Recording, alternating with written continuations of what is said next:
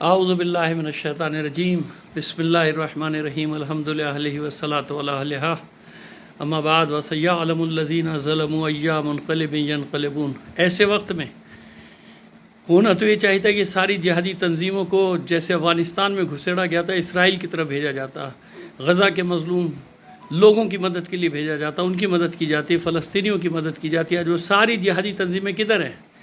آج ایسا لگ رہا ہے کہ پارا چنار کو ٹارگٹ کیا گیا ہے۔ ہمیشہ سے پارا چنار کے اوپر چاروں طرف سے اٹیک ہوتا ہے۔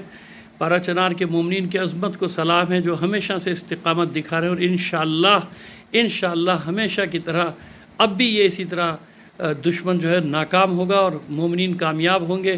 پارا چنار پر قبضہ کرنے کا خواب کبھی شرمندہ تعبیر نہیں ہوگا، ان کی زمینوں کو چھیننے کا خواب کبھی شرمندہ تعبیر نہیں ہوگا۔ زمینوں پر قبضہ کرنے کے پیچھے کون کون ملوث ہیں وہ سب پوری دنیا اب جان گئی ہے، کوئی کسی سے کوئی چیز ڈھکی چھپی نہیں ہے، سب کو معلوم ہو چکا ہے کہ ان دہشت گردوں کو کون کوریڈور دیتا ہے، کون راستہ دیتا ہے، اور پھر کہاں سے یہ واپس بھاگ کر چلے جاتے ہیں۔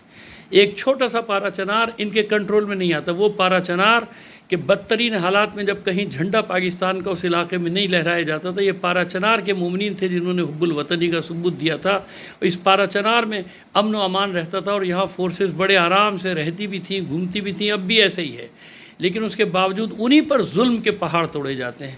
تو یہ نہ سمجھا جائے کہ پارا چنار کی خبریں میڈیا پر نہ آنے سے، یا پاکستان کا جو الیکٹرانک میڈیا، پرنٹ میڈیا جس نے بائیکاٹ کیا ہوا ہے، بائیکاٹ نہیں کیا وہ بلکہ ان پر پریشر ہے، ان کو بائیکاٹ کروایا گیا ہے کہ کوئی خبر پارا چنار کی باہر نہ دے۔ تو آپ کیا سمجھتے ہیں؟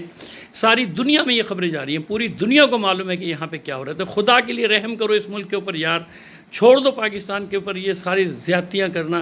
کہاں تک پہنچا دیا ان دہشت گردوں نے ہمارے ملک کو، کس نے پالا تھا، کس نے پروان چڑھایا تھا، کوئی چیز اب ڈھکی چھپی نہیں ہے، پوری دنیا کے سامنے نہیں ہے، پوری دنیا میں رسوائیاں ہو رہی ہیں۔ ختم کر دو اب اس کھیل کو بھائی، نہیں کرو ایسا۔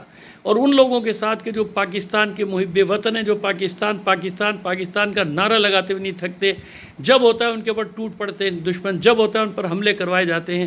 لیکن پھر میں بتا رہا ہوں کہ پارا چنار کے مومنین نہ کل اکیلے تھے نہ آج اکیلے ہیں، ابھی صرف آوازیں اٹھ رہی ہیں، اس سے آگے بھی بات جا سکتی ہے، مارچ تک بھی بات جا سکتی ہے، کراچی سے پارا چنار تک مارچ بھی ہو سکتا ہے، دوسرے شہروں سے بھی نکل سکتے ہیں لوگ۔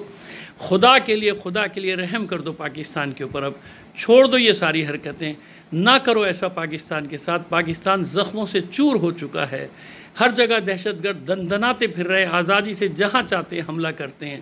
سمجھ میں نہیں آ رہا آپ کو، پوری دنیا کو سمجھ میں آ رہا ہے کہ یہاں پہ کیا ہو رہا ہے۔ انشاءاللہ امید ہے کہ یہ پیغام پہنچ جائے گا جہاں تک پہنچنا چاہیے۔